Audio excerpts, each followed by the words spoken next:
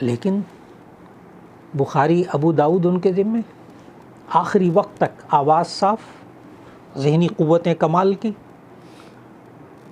Wheel chair پہ جا رہے ہیں، اور وہ ویل چیئر سے اٹھانے کی بھی نوبت نہیں آتی تھی، ویل چیئر ہی جا رہی ہے نا، جب وہاں بیٹھ کے سبق پہ شروع ہوا تو شعر بول رہا،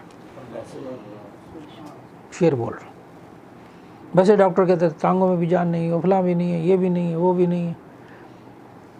زندگی کے آخری سبق تک جامعہ کے ناظم صاحب، محتمم صاحب یہ نہیں کہہ سکے حضرت آپ آرام فرمائیں، آپ بوڑھے ہو گئے ہیں، یہ بخاری کسی کو دے دیتے ہیں، ابو داؤد کسی کو دے دیتے ہیں، کسی کو کہنے کی جرت نہیں ہوئی۔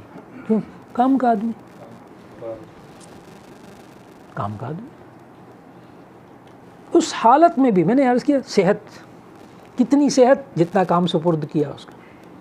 اور آئے دن جو ہے نا وہ مولانا یوسف صاحب خود ہی، میں اپنی بات کر رہا ہوں، کسی اور کی ہے ہی نہیں، میں آئے دن درخواستیں لکھوں، آج مجھے بخار ہے، آج میرے گھٹنوں میں درد ہو رہا ہے، جوڑوں میں درد ہو رہا ہے، آج مجھے کھانسی ہو رہی ہے، آج مجھے بخار ہے حضرت چھٹی۔ تو وہ جو محتمم صاحب ہوتے ہیں وہ شروع میں بہت دعائیں دیتے ہیں، وہ دعائیں کریں مولانا یوسف صاحب کے لیے، اللہ ان کو صحت دے دے، بڑے کام کے آدمی ہیں۔ چند دن دعائیں ہوں گی،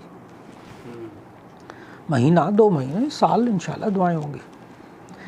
لیکن میٹنگ ہونے لگی، اچھا جی پھر یہ سبق کس کو دیں، یہ ذمہ داری کس کو دیں، یہ فلاں کس کو، بس مولانا یوسف صاحب کو نا وہ اب جو ہے نا وہ بہت بیمار رہنے لگ گئے، تو ان کو نہ دیجیے، وہ نہیں پڑھا سکیں گے سبق۔ بڑے ادب سے کہا نا انہوں نے، اور طبیعت خراب رہتی ہے ان کی، ناساز رہتی ہے، دعا کریں اللہ صحت دے دے ان کو۔ اس جملے کا مطلب سمجھتے ہیں آپ؟ مولانا یوسف صاحب اب کام کے آدمی نہیں ہیں۔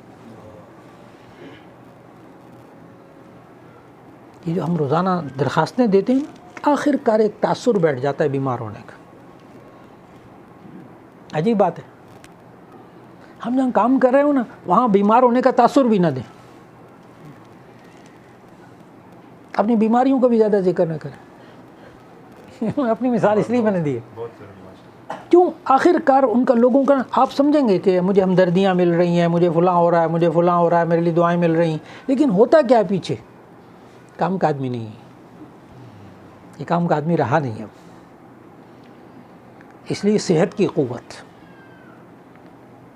اس کے ساتھ جسمانی قوت کے ساتھ ساتھ روحانی قوت، یہ بھی القوی الامین۔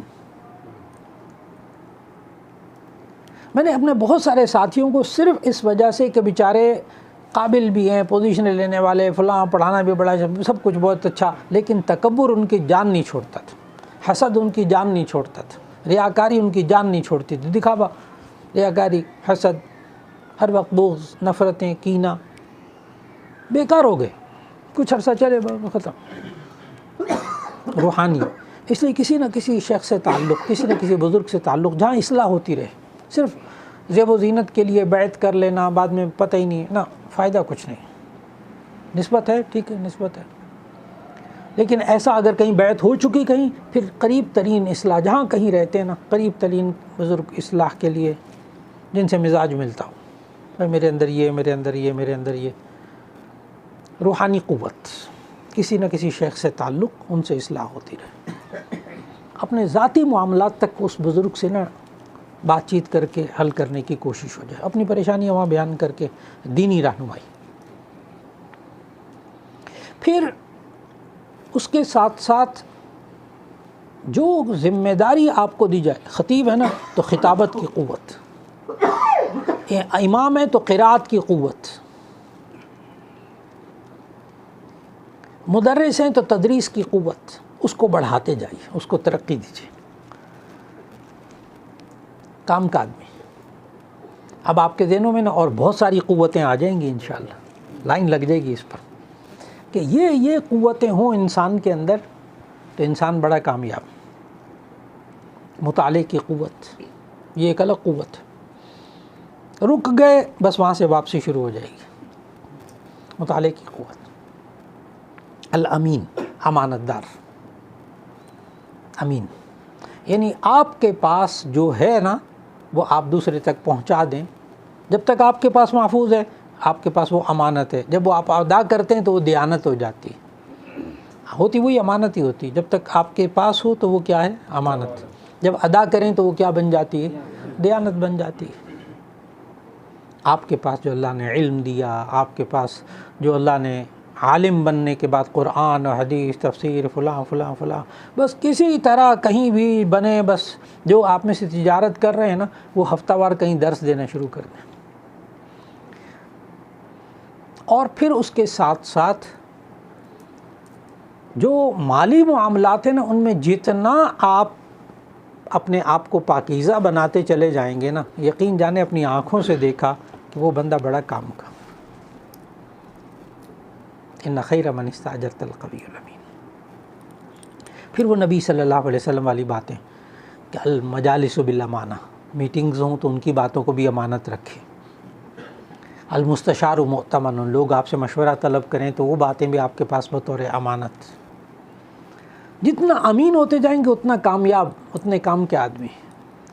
آپ ابھی بھی کام کے آدمی ہیں، اور یہاں آ کر جوڑ پیدا کر کے تو کام کے آدمی، جنہوں نے جوڑ پیدا کیا وہ بھی کام کے آدمی، اور جو اتنا وقت نکال کر مجھے معلوم ہر ایک آپ میں سے مصروف الحمدللہ، لیکن مجھے ملاقات کر کے آج خود اپنے آپ کو میں توانا محسوس کر رہا ہوں، میرے اندر بھی ایک طاقت آئی ہے۔ وآخر دعوانا ان الحمدللہ رب العالمین۔ دعا فرما لیجیے گا۔ آپ کے اور سب کے جتنے بھی عزیز و اقارب دنیا سے تشریف لے گئے، ضرور انشاءاللہ۔ ہمارے کافی اساتذہ کرام دنیا سے میں نے کہا 20 سال جو موجودہ بیمار ہیں، اللہ انشاءاللہ۔ ان کی ہم بچوں کے باپ ہیں، آپ کے سامنے آئے ہیں، ہم اپنے کو بچہ محسوس کر رہے ہیں۔ جی ہم بچوں کے باپ ہیں، آپ کو دیکھا ہے نا 20 سال پرانی والی بات ہوئی، ہم بچے محسوس کر رہے ہیں۔ الحمدللہ۔ مولانا تنویر صاحب کی دونوں بیویوں کے لیے بھی دعا کر رہے ہیں۔ کس قسم کی دعا؟ زندہ ہیں؟ برکت کے لیے کہ اللہ تیسری دے دے۔ ہاں یہ اب آئیں لائن پہ آئیں آپ، اب آپ لائن پہ آئیں، میں نے جو بات نکلوانی تھی وہ نکلوا لی، کیونکہ میں دونوں بیویوں کے لیے دعا کریں تو میں یقین جانے کہ میں سوچ رہا تھا کہ دعائے مغفرت نعوذ باللہ، اب جب وضاحت کر دی پوری تو پھر دعائے شہادت کی جی